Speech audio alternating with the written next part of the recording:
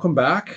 Here we are with our characters and our situation, which, as I think I made clear, that you are now in other Dusters territories, Hmm. and you have come to the Great River and are, instead of going down into the river basin where you would be going through human communities and human traveled river, um, you're sticking to the highlands running along the river, and just basically following its course. Now you are heading against the river's current, so technically upriver. This river is spoken of and thought of as a very great and grand thing, but its actual water content is extremely seasonal. So there are times when, instead of this mighty river filling the floor of the canyon, you are really just looking at what looks like a bunch of crappy shrubs and sand and little forests and things scattered along the bottom of this canyon, and there are little waterways that appear on one side or the other, as you go along. And then in a different season, it would be all water, you know, um, all the time. So it's surprisingly less watery than something called the Great River ought to be. Hmm. Now the other thing to point out, however, is the abundance of plant life. None of it is, I mean, all of it is well adapted for dry conditions, but it's so much more abundant here. There's so much more of it than in the areas you've been in that it's immediately clear to you just how different the ecology is. And to any of your characters, this is not a surprise at all. This is just as ordinary as saying the sun goes up and goes down. That this kind of plant life would be around. So there's a lot of brilliant flowers. There's a lot of very spiky and thorny, sharp plants of different kinds, and a lot of um, this sort of low, twisted wood that's characteristic of plants in this kind of environment. Even the trees tend to be not very tall, and they tend to bend over and then twirl, twist around and make strange shapes. So the rock formations throughout this whole game, the rock formations have been so strange and intense, like any background for anywhere we've been, that it almost goes without mention. It's just startling unless you live there. So the place where I'd like to start up is some distance away. You may actually have traveled at least one, day and night's travel away from where you left Listas and Crixos, and can traverse through these areas. Food, water, proper shelter, even fairly comfortable for Ferrith, is not a problem.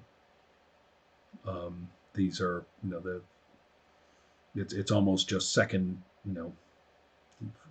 Vesel gets up in the morning, looks around, says, "I'll go catch a pig," comes back with a pig. I mean, it's really easy. So no real rolls are necessary at this time. Now, don't forget that you can look up and down your sheet and say, "Hey, wait a minute, I want to make a roll about this thing." Mhm. Please feel free, about anything that you've already experienced, about it you've had time to reflect, maybe time to talk. Um, and the most important item in your possession at this time. Oh, by the way, you have certainly been through enough and have found enough material if you want to make a bow for Vefselk. Oh, I mean, yeah. given all this time and all the places you've been and Mhm. stuff like that, I mean, you can certainly fashion a bow without too much Yeah. trouble. Yeah, I think she would want to do that. I gotta find the skill though, because I think you're supposed to roll and there's some specific. Let's take a look at the There's failure fletchery. conditions. Yeah, I think. If the failure conditions don't apply, then we won't have to roll. Let me see. What page would this be on? Bowmaking. Okay. I am pretty near it. Bowmaking. Okay. When attempting to use the skill, the AG will roll your percentile dice to see if you succeed. A failed roll means the bow has a flaw in it. Roll 1d12 to determine how many times you can use the bow before it breaks. Actually, that does sound like you need to roll. And yeah, I think so. Okay, so I roll, so let me actually, see. right? Yeah, you roll for me, and Right. my bowmaking is 50. Oh, ho. All right. I'm pretty good at it. Okay. Yeah. And this is for specifically a short bow, because you need to specify the type of bow.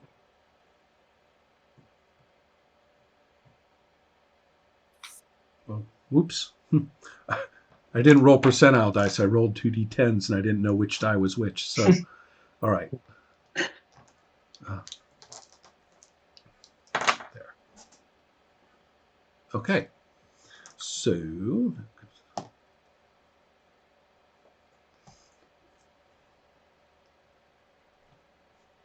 you have what appears to you to be a perfectly functional and enjoyable and well-made bow. All right, sweet. Finally. I do kind of like that. At least they give you one. Potentially, the worst that could happen is that you get one good shot. Yeah. Right? You know. Yeah. Yeah, you can defend yourself at least for one turn of a combat. Yeah. That's one good shot. Right. By the way, Okay. any useful plants around? What's our role for I that? How rolled does that for work? that. I don't really know, but I would suggest I use my herbalism and observation. Well, let's take a look at the herbalism. I mean, this is one of those skills that does a bunch of different stuff. So let's take a look and see. Yeah, but I don't think it helps you find things, which is kind of funny because I didn't find anything else that would help me with that. Okay, well, you know, there's one thing that kind of makes me wish they had it, which is how to make up new skills, right? Yeah, but it says on the skill that everybody. Whoa. But I think Everybody it's would so do- funny because they describe so. I mean, they list plants. It says on the skill on page 77, everybody with this skill can identify plants used for healing and create powders, poultices, etc. So I guess that's what it is. Let's take a look. What does a failed roll say, Lorenzo? It says that a failure roll means the medicine is not potent enough and it will not work. Oh, that would, Additionally, if the you're plants using are it to available. identify the plants, then what that means is that you found plants, but they're not good for your purpose. Wrong Yes. season or something Right? Yeah, like exactly, that, right? exactly. And he said additionally, if the plants are not available, which I guess is something that our adventure guide may say, because we are in the full desert and there's no plant around, it's impossible to create the medicine. But yes, it looks like you make the medicine, and if the plants weren't good, it's just not going to work. Right. So but you're right. There does seem to be a lit of a vague step of find the plants and not making the medicine yet. But we're going to roll as if you were making the stuff and simply be narrating the first step, which is to find the right things. Fair enough. Who rolls? Me, Okay. I think. I do Yes. think me. Yes, the player rolls. Okay, go for it. And it's failed. Oh, bummer. All right. Well, so since there are all these plants around, you basically aren't lucky enough to find the right ones. Yeah. Or skilled, perhaps. So with all of that happening, Lorenzo, as long as everybody is rolling their various Yeah, I was looking at my list, but right now I think that most of my stuff isn't pertinent to Okay. this situation. I'm not going to be glass blowing here. So Right. yeah. Okay.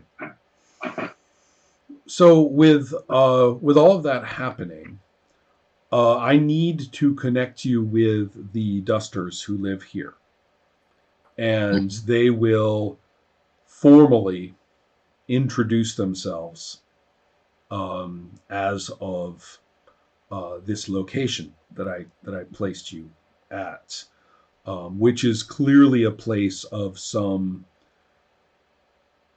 Well, actually, the more I think about it, they're probably going to encounter you away from as central a spot. I mean, this is a place of heavy use. You have the caves, you have the water.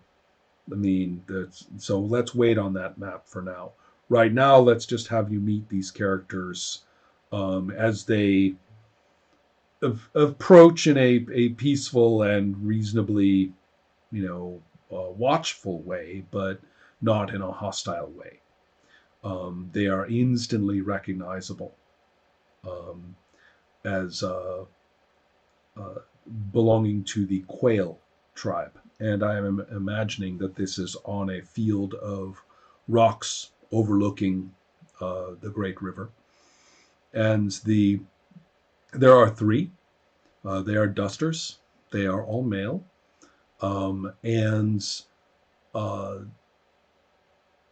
the one of them is armed with clearly hunting equipment, a bow, and some of the bolas, which are the little heavy balls on ropes that you throw to snare things, and the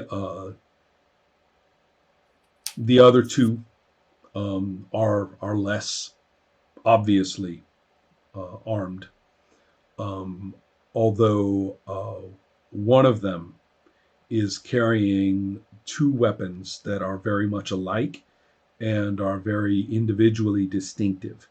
They are weapons that are shaped in circles, and one of them is a throwing weapon, which is circular and yet operates like a boomerang. It's in the rules. I don't know if it's actually physically possible, but the game authors obviously cared about this a lot. And Mhm. the game authors seem to like circles a lot because there's also this thing called a circle knife. And so I decided to showcase this. This particular character has both the circle boomerang and a circle knife. So we're going to Nice. say that this is Very some nice. sort of, personal skill set that this guy has. Um, so one thing about these dusters is that they are, in human terms, a lot better dressed than the ants tribe or the spider clan. They are wearing more of a mix of human clothes, a lot like a lot of the jackal tribe was the same. Um, they have you will see a number of characteristic, here and there, of human clothes scattered among them, and worn casually and comfortably. They don't look funny or like they stole them off a corpse or something. So the the kinds of clothes I'm thinking of the picture of Ferret that we have with the striped patterns and the kind of folded, draped kind of clothes. Um, so one of these dusters is almost certainly wearing a headpiece, like a classic, a classic desert, hooded headpiece scarf. And that's clearly of human style. Um, and another one is wearing, perfectly serviceable, ordinary looking human pants. Um, so, otherwise, their gear is all duster, though they don't have any like human swords or anything like that.